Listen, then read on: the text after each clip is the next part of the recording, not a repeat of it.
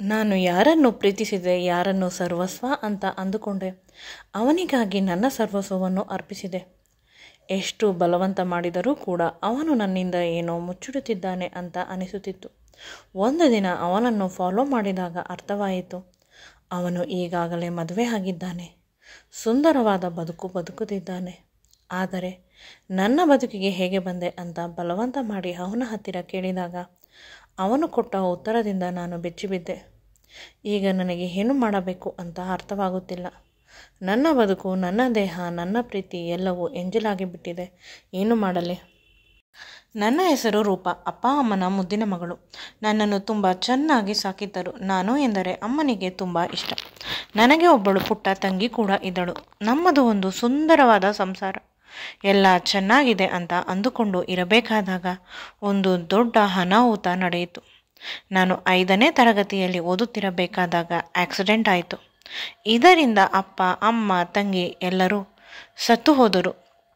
ಉಳಿದಿದ್ದು ನಾನು ಮಾತ್ರ. ಆಗ ನನ್ನ ಚಿಕ್ಕಮ್ಮ ನನ್ನನ್ನು ಅವಳ ಮನೆಯಲ್ಲಿ ಇಟ್ಟುಕೊಂಡಳು. ಆದರೆ ಅಲ್ಲೂ ಕೂಡ ನಾನು ತುಂಬ ದಿನ ಇರಲು ಸಾಧ್ಯವಾಗಲಿಲ್ಲ. ಅದಕ್ಕೆ ಕಾರಣ ನನ್ನ ಚಿಕ್ಕಮ್ಮ ಮನೆಯಲ್ಲಿ ಇಲ್ಲದೇ ಇದ್ದಾಗ ನನ್ನನ್ನು ದೈಹಿಕವಾಗಿ ಬಳಸಿಕೊಳ್ಳಲು ಪ್ರಯತ್ನಿಸಿದ. ಅದನ್ನು ಚಿಕ್ಕಮ್ಮ ಬಹಳ ಬೇಗ ಅರಿತರು. ಚಿಕ್ಕಪ್ಪ ಈಗಾಗಲೇ 2-3 ಹೆಂಗಸರ ಜೊತೆ ಅಕ್ರಮ ಸಂಬಂಧ ಇಟ್ಟುಕೊಂಡಿದ್ದಾರಂತೆ. ಈ ರೀತಿ ಚಿಕ್ಕಮ್ಮ ಬೇರೆಯವರ ಜೊತೆ ಹೇಳುತ್ತಿದ್ದರು. ಮನೆ ಕೆಲಸಕ್ಕೆ ಕೆಲಸದವರು ಬಂದರೆ ಅವರನ್ನೂ ಕೂಡ ಬಿಡುವುದಿಲ್ಲವಂತೆ. ಈಗ ನನ್ನ ಜೊತೆ ಆ ರೀತಿ ವರ್ತಿಸಲು ಪ್ರಯತ್ನಿಸುತ್ತಿದ್ದಾರೆ.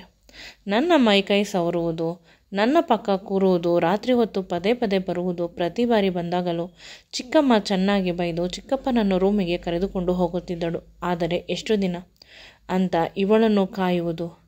ಅರ್ಥವಾಗದೆ ನನ್ನನ್ನು ಒಂದು ಅನಾಥಾಶ್ರಮಕ್ಕೆ ಸೇರಿಸಿದರು. ಕೇವಲ 18 ವರ್ಷದವರೆಗೆ ಅಷ್ಟೇ. ಆನಂತರ ಇವಳ ಎಲ್ಲ ಆಸ್ತಿ ಇವಳ ಹೆಸರಿಗೆ ಬರುತ್ತದೆ, ಅಲ್ಲಿಯವರೆಗೂ ಅಂತ ಹೇಳಿದರು. ಮೊದಲು ಕಷ್ಟವಾದರೂ ನಂತರ ಅಡ್ಜಸ್ಟ್ ಮಾಡಿಕೊಂಡೆ. ಏಕೆಂದರೆ ನನ್ನಂತೆ ಅಪ್ಪ ಅಮ್ಮ ಇಲ್ಲದವರು, ಆಶ್ರಯ ಇಲ್ಲದ ತುಂಬ ಜನರು ಇಲ್ಲಿ ಇದ್ದರು.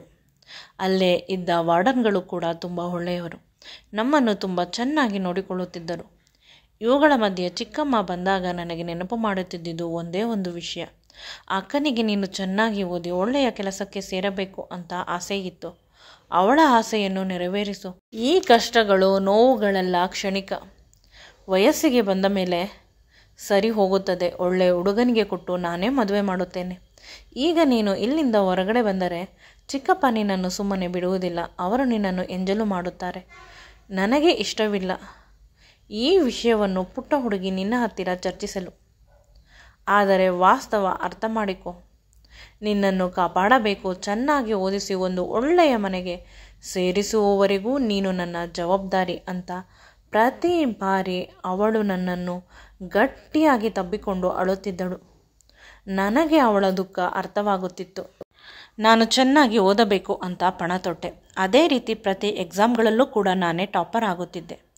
ಆಗ ಅನಿಸುತ್ತಿತ್ತು, ನಾವು ಕಷ್ಟಪಟ್ಟರೆ ಮಾಡಲೇಬೇಕು ಅಂತ ಸಂಕಲ್ಪ ಮಾಡಿಕೊಂಡರೆ ಯಾವುದೇ ಕೆಲಸವೂ ಪ್ರಪಂಚದಲ್ಲಿ ಸಾಧ್ಯವಿಲ್ಲ ಅಂತ ಅಂದುಕೊಳ್ಳುವುದೇ ತಪ್ಪು. ಎಲ್ಲ ಕೆಲಸವನ್ನು ಮಾಡಬಹುದು. ದಿನದಿಂದ ದಿನಕ್ಕೆ ನಾನು ನನ್ನ ಅಕ್ಕಪಕ್ಕ ಇರುವ ಜನರಿಗೆ ಒಂದು ಮಾದರಿ ಆಗುತ್ತಿದ್ದೇನೆ. ಓದುತ್ತಿರುವುದು ಗೌರ್ಮೆಂಟ್ ಸ್ಕೂಲ್ ಆದರೂ ಕೂಡ ಪ್ರತಿಯೊಬ್ಬರ ಬಾಯಲ್ಲೂ ನನ್ನ ಮಾತೆ.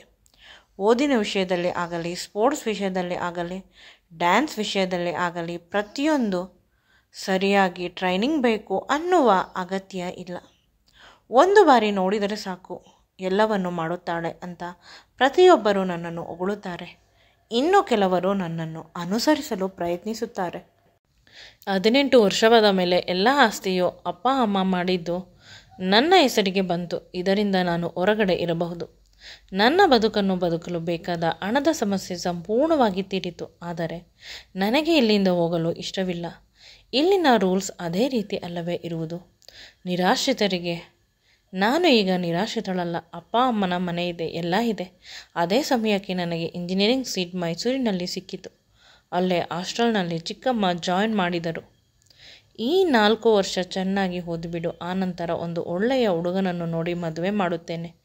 ನೀನು ಹುಡುಕಿಕೊಂಡರೂ ಪರವಾಗಿಲ್ಲ. ನಿಧಾನವಾಗಿ ಯೋಚಿಸಿ ಒಳ್ಳೆಯ ಹುಡುಗನನ್ನು ಚೆನ್ನಾಗಿ ಓದಿ ಕೆಲಸಕ್ಕೆ ಹೋಗುವ ಹುಡುಗನನ್ನು ಹುಡುಕಿಕೊಂಡರೂ ಪರವಾಗಿಲ್ಲ ಅಂತ ಚಿಕ್ಕಮ್ಮ ತಮಾಷೆಯಾಗಿ ನನ್ನ ಜೊತೆ ಮಾತನಾಡಿದರು. ನನಗೆ ನಗು ಬಂತು. ಇಲ್ಲ, ಆ ಕೆಲಸವನ್ನು ಮಾತ್ರ ನಿಮಗೆ ಕೊಡುತ್ತೇನೆ ಅಂತ ಚಿಕ್ಕಮ್ಮನಿಗೆ ಹೇಳಿದ್ದೆ. ಕಾಲೇಜ್ ತುಂಬ ಚೆನ್ನಾಗಿತ್ತು.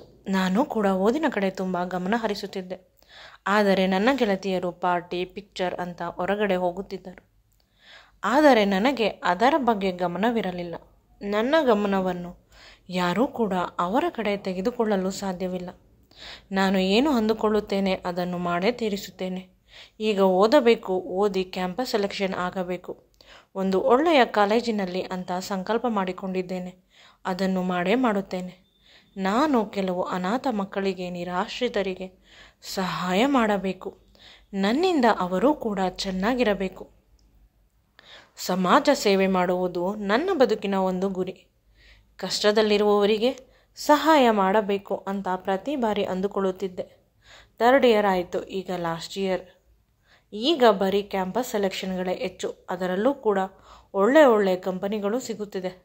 ನನಗೂ ಕೂಡ ಒಂದು ಒಳ್ಳೆಯ ಕಂಪನಿಯಲ್ಲಿ ಬಹಳ ಬೇಗ ಕೆಲಸ ಸಿಕ್ಕಿತು. ಒಳ್ಳೆಯ ಸಂಬಳ. ಕೆಲಸವೂ ಕೂಡ ಮೈಸೂರಿನಲ್ಲೇ ಸಿಕ್ಕಿತು. ಅದು ಇನ್ನೂ ಖುಷಿ. ಚಿಕ್ಕಪ್ಪ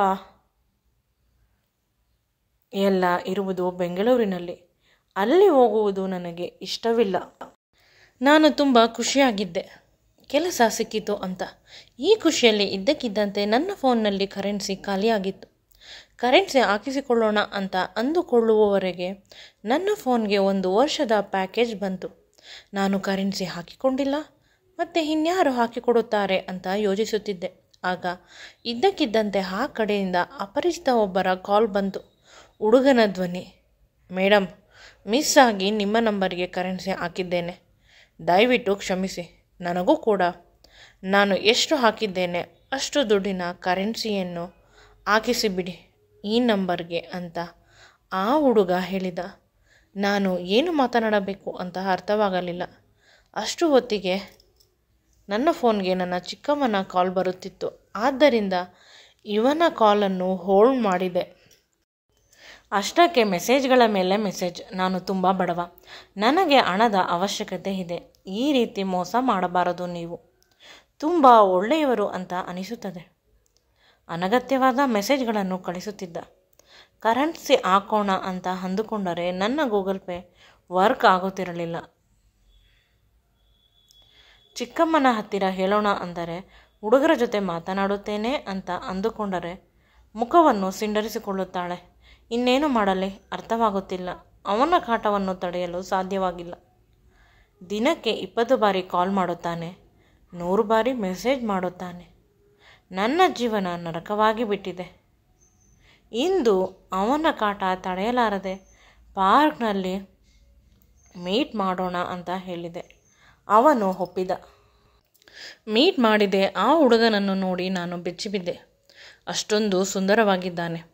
ನನಗಿಂತ ಹೆಚ್ಚಿಗೆ ಒಂದು ಹುಡುಗ ಇಷ್ಟೊಂದು ಚೆನ್ನಾಗಿರುವುದು ನಾನು ಎಂದೂ ನೋಡಿಲ್ಲ. ಹಣದ ಅವಶ್ಯಕತೆ ಇರುವ ಹುಡುಗ ಅಂತ ಅನ್ನಿಸಲಿಲ್ಲ. ಅವನು ಒಳ್ಳೆಯ ಕಾರಿನಲ್ಲಿ ಬಂದಿದ್ದ.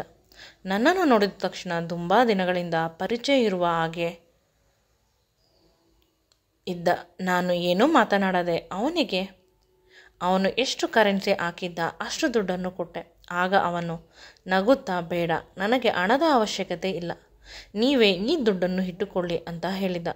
ಬೇಡ, ಇನ್ನೊಬ್ಬರ ದುಡ್ಡು ನನಗೆ ಇಷ್ಟವಿಲ್ಲ. ಹಾಗಾದರೆ ಯಾವುದಾದರೂ ಅನಾಥಾಶ್ರಮಕ್ಕೆ ಬಡವರಿಗೆ ಕೊಟ್ಟು ಬಿಡಿ, ಇದಕ್ಕೆ ಸ್ವಲ್ಪ ಸೇರಿಸಿ.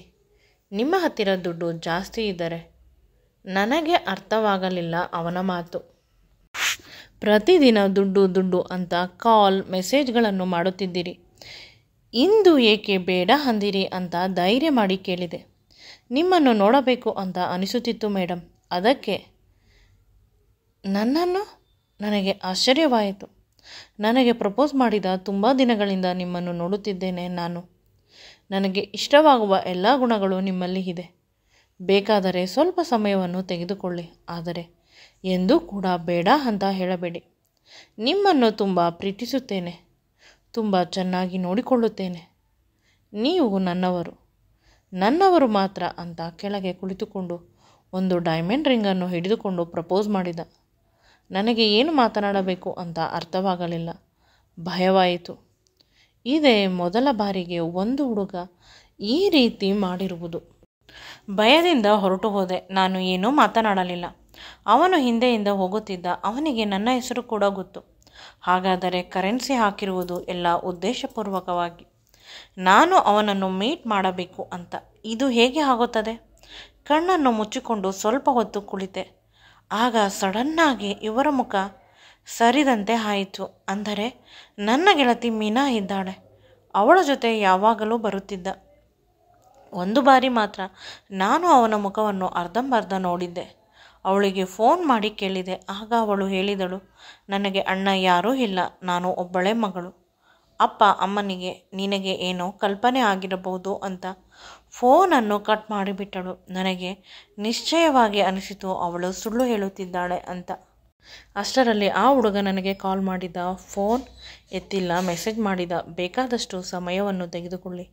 ಎಂದಿಗೂ ನಿಮ್ಮನ್ನು ಬಲವಂತ ಮಾಡುವುದಿಲ್ಲ. ಆದರೆ ನನ್ನನ್ನು ಒಬ್ಬ ಗೆಳೆಯ ಅಂತ ಅಂದುಕೊಂಡು ಫೋನ್ ಮಾಡಬಹುದು ಅಲ್ಲವೇ? ನನ್ನ ಜೊತೆ ಮಾತನಾಡಬಹುದು ಅಂತ. ಮೊದಲು ಅವನ ಮೇಲೆ ಕೋಪ ಬಂದರೂ ವಿಚಿತ್ರವಾಗಿ ತುಂಬ ಸುಂದರವಾಗಿ ಮೆಸೇಜ್ಗಳನ್ನು ಮಾಡುತ್ತಿದ್ದ. ಆಗ ಅವನ ಜೊತೆ ಮಾತನಾಡಬೇಕು ಅಂತ ಅನಿಸಿತು. ಮೊದಲು ನಾನು ಮೆಸೇಜ್ಗಳನ್ನು ಮಾಡುತ್ತಿದ್ದೆ. ಅವನು ಹೇಗೆ ಮೆಸೇಜ್ ಮಾಡುತ್ತಾನೆ ಅದಕ್ಕೆ ಪ್ರತ್ಯುತ್ತರವಾಗಿ ನಿಧಾನವಾಗಿ ನಾನು ಕೂಡ ಅವನು ಕಾಲ್ ಮಾಡಿದಾಗ ಪಿಕ್ ಮಾಡುವುದನ್ನು ಕಲಿತೆ. ಇಬ್ಬರು ಗಂಟೆಗಟ್ಟಲೆ ಮಾತನಾಡಲು ಶುರು ಮಾಡಿದೆವು. ಬೆಂಕಿ ಮತ್ತು ಬೆಣ್ಣೆ ಎರಡೂ ಕೂಡ ಹತ್ತಿರ ಆಯಿತು ಅಂತ ಅನಿಸಲು ಶುರುವಾಯಿತು. ಅವನು ನನಗೆ ತೋರಿಸಿದ ಪ್ರೀತಿಯನ್ನು ಯಾರೂ ತೋರಿಸಿಲ್ಲ. ಅಪ್ಪ ಅಮ್ಮನ ಪ್ರೀತಿ ಮರೆತು ಹೋಗಿದೆ. ಅವರು ಹೋದಾಗ ತುಂಬ ಚಿಕ್ಕವಳು. ಚಿಕ್ಕಮ್ಮ ಸಿಕ್ಕಿದಾಗ ಮಾತ್ರ.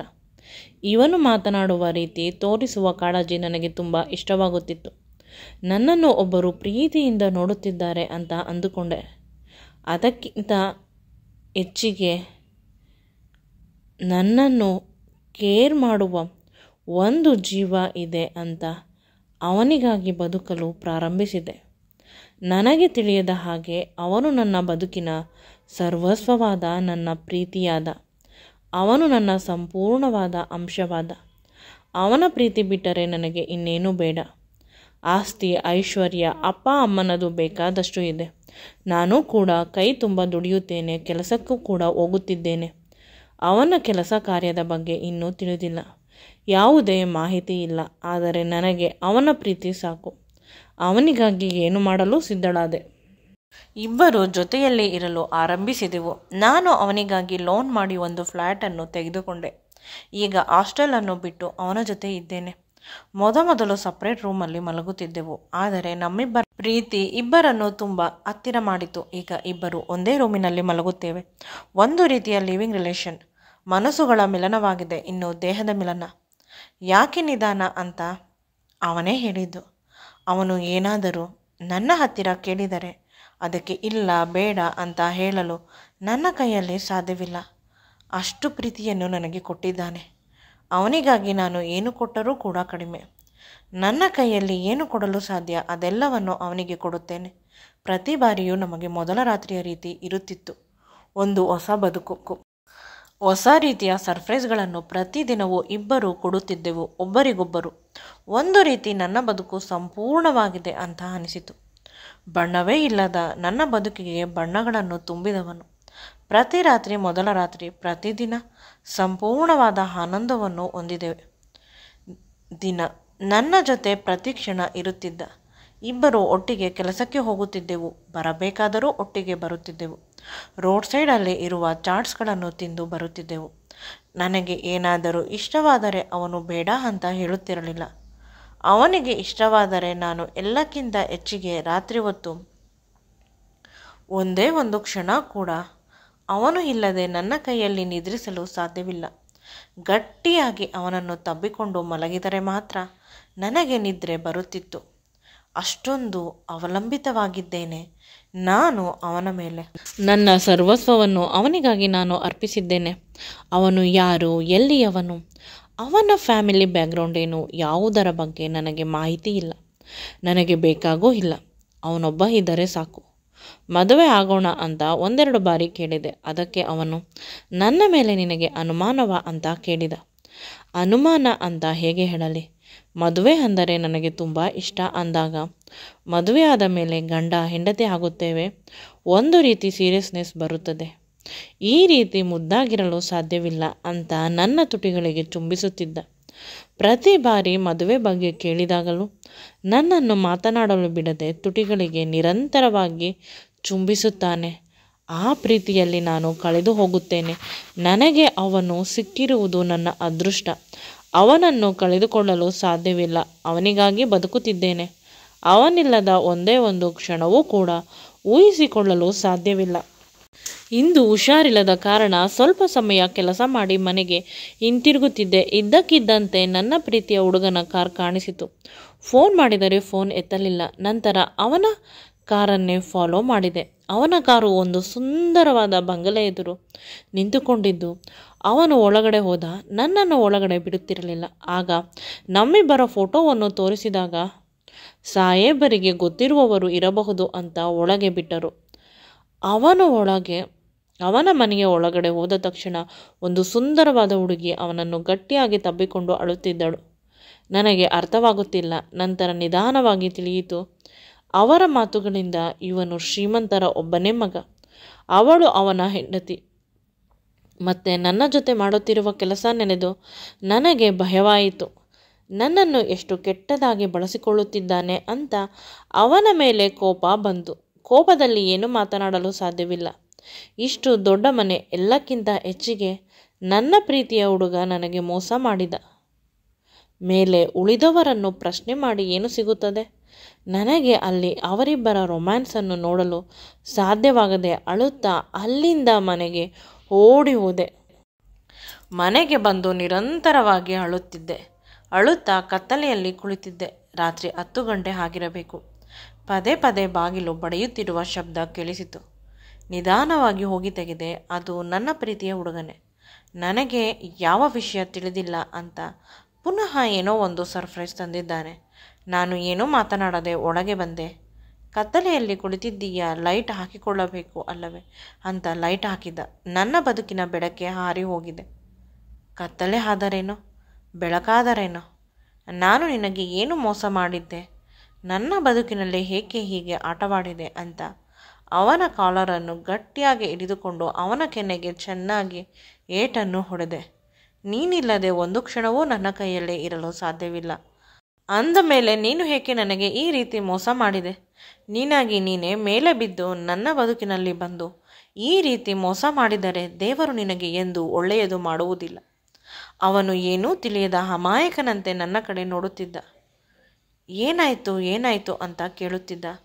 ನಾನು ನೋಡಿದ ವಿಷಯವನ್ನೆಲ್ಲ ಹೇಳಿದೆ. ಅವನು ಭಯದಿಂದ ಕೆಳಗೆ ಕುಳಿತ. ನಾನು ಹೇಳಿದೆ, ಸುಂದರವಾದ ಹೆಂಡತಿ ಇದ್ದರೂ ಕೂಡ ನನ್ನ ಬದುಕಿನಲ್ಲಿ ಏಕೆ ಆಟವಾಡಿದೆ? ನಾನು ಅವನನ್ನು ಚೆನ್ನಾಗಿ ಬೈಯುತ್ತಿದ್ದೇನೆ. ಅವನಿಗೆ ಹೊಡೆಯಲು ಮನಸ್ಸಾಗಿಲ್ಲ.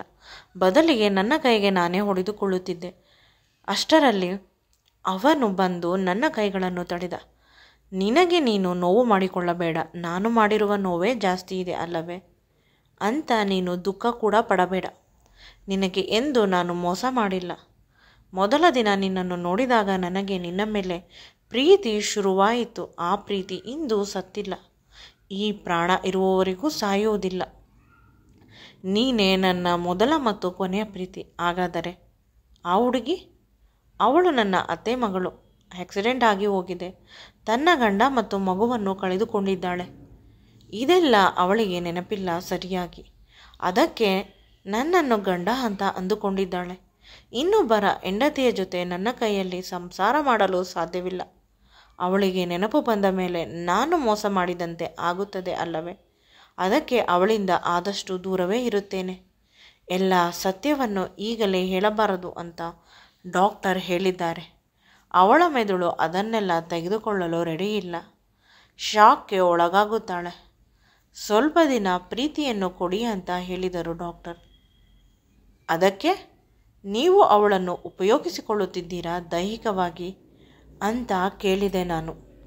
ನಿನ್ನನ್ನು ಬಿಟ್ಟು ಈ ಪ್ರಪಂಚದಲ್ಲಿ ಪ್ರತಿಯೊಬ್ಬರೂ ನನಗೆ ಅಕ್ಕ ತಂಗಿಯರೇ. ಅವಳನ್ನು ನನ್ನ ಪುಟ್ಟ ತಂಗಿಯಂತೆ ನೋಡುತ್ತಿದ್ದೇನೆ. ಚಿಕ್ಕಂದಿನಿಂದ ನಾನೇ ಅವಳನ್ನು ಸಾಕಿದ್ದು ಎಂದೂ ಕೂಡ ಆ ಮರ್ಯಾದೆಯನ್ನು ಮೀರಿಲ್ಲ. ಅವಳು ನನ್ನ ಹತ್ತಿರ ಬಂದು ನನ್ನನ್ನು ಗಟ್ಟಿಯಾಗಿ ತಬ್ಬಿಕೊಳ್ಳುತ್ತಾಳೆ ಅಷ್ಟೇ. ನಂತರ ನಾನು ನಿಧಾನವಾಗಿ ಬಿಡಿಸಿಕೊಳ್ಳುತ್ತೇನೆ. ಈಗ ಮೊದಲಿಗಿಂತ ಸುಧಾರಿಸುತ್ತಿದೆ ಅವಳ ಆರೋಗ್ಯ. ಇನ್ನು ಸ್ವಲ್ಪ ದಿನ ಸಾಕು, ಎಲ್ಲ ವಿಷಯವನ್ನು ಹೇಳುತ್ತೇನೆ. ಅವಳು ಇಷ್ಟಪಟ್ಟರೆ ಕೂಡ ನಮ್ಮ ಸಂಬಂಧದಲ್ಲೇ ಯಾವುದಾದರೂ ಒಂದು ಒಳ್ಳೆಯ ಹುಡುಗನನ್ನು ಹುಡುಕಿ ಮದುವೆ ಮಾಡುತ್ತೇನೆ. ಆದರೆ ನಾನು ಎಂದೂ ಕೂಡ ಅವಳನ್ನು ಅಲ್ಲ, ಈ ಪ್ರಪಂಚದಲ್ಲಿ ಇರುವ ಬೇರೆ ಯಾವ ಹುಡುಗಿಯನ್ನು ಮದುವೆ ಆಗಲು ಸಾಧ್ಯವಿಲ್ಲ. ನನ್ನ ಹುಡುಗಿ, ನನ್ನ ಪ್ರೀತಿ ನೀನು ಮಾತ್ರ. ಅವಳು ಮದುವೆ ಆಗಿ ಸುಖವಾಗಿ ಇರುವವರೆಗೂ ನಾವು ಮದುವೆ ಆಗುವುದು ಬೇಡ ಅಂತ. ಮದುವೆ ಆಗಿಲ್ಲ ಅಷ್ಟೇ. ನಿನಗೆ ನನ್ನ ವಿಷಯದ ಮೇಲೆ ನಂಬಿಕೆ ಇಲ್ಲವಾದರೆ ಎಲ್ಲ ಅಡ್ರೆಸ್, ಬ್ಯಾಂಕ್ ಡೀಟೇಲ್ಸನ್ನು ಕೊಡುತ್ತೇನೆ. ನನ್ನ ಸಂಬಂಧಿಕರ ವಿಳಾಸವನ್ನು ಕೊಡುತ್ತೇನೆ. ನೀನೇ ವಿಚಾರಿಸಿಕೊ, ನೀನು ನನಗೆ ಏನು ಆಗಬೇಕು ಅಂತ. ಅವಳು ನನಗೆ ಏನು ಆಗಬೇಕು ಅಂತ ಅಂದರೆ ಪ್ರತಿಯೊಬ್ಬರಿಗೂ ಗೊತ್ತು ನಾನು ನಿನ್ನನ್ನು ಪ್ರೀತಿಸುತ್ತಿದ್ದೇನೆ ಅಂತ. ನೀನೇ ನನ್ನ ಭಾವಿ ಪತ್ನಿ ಅಂತ. ಬೆಳಿಗ್ಗೆ ಆಗುವವರೆಗೂ ಕಾತುರದಿಂದ ಕಾದೆ. ಅವನು ಕೊಟ್ಟ ಅಡ್ರೆಸ್ಗಳಿಗೆಲ್ಲ ಮೀಟ್ ಮಾಡಿದೆ. ಎಲ್ಲರೂ ಹೇಳುವುದು ಅವನು ಹೇಳಿದ ಮಾತೆ. ಒಂದೊಂದು ಬಾರಿ ಅನಿಸುತ್ತಿತ್ತು ಅವರಿಗೆ ಹೇಳಿಕೊಟ್ಟು ಬಿಟ್ಟಿದ್ದಾನೆ ಅಂತ. ಆದರೆ ಇಂದು ಆ ಹುಡುಗಿಯನ್ನು ಹೋಗಿ ಮೀಟ್ ಮಾಡಿದೆ. ಅವಳು ನನ್ನನ್ನು ಕೂಡ ಬಂದು ಗಟ್ಟಿಯಾಗಿ ತಬ್ಬಿಕೊಂಡವಳು. ಅಕ್ಕ, ಎಷ್ಟು ದಿನವಾಯಿತು ನೀವು ನನ್ನನ್ನು ನೋಡಲು ಬಂದು. ನೀವಿಲ್ಲವಾದರೆ ನಾನು ಹೇಗೆ ಇರಲಿ? ಈ ಮನೆಯನ್ನು ಬಿಟ್ಟು ನೀವು ಎಲ್ಲೂ ಹೋಗಬಾರದು ಅಂತ ಅಳಲು ಶುರು ಮಾಡಿದಳು. ನಾನು ಅವಳು ಹೇಗೆ ಹೇಳಿದಳು ಅದೇ ರೀತಿ ಕೇಳಿದೆ.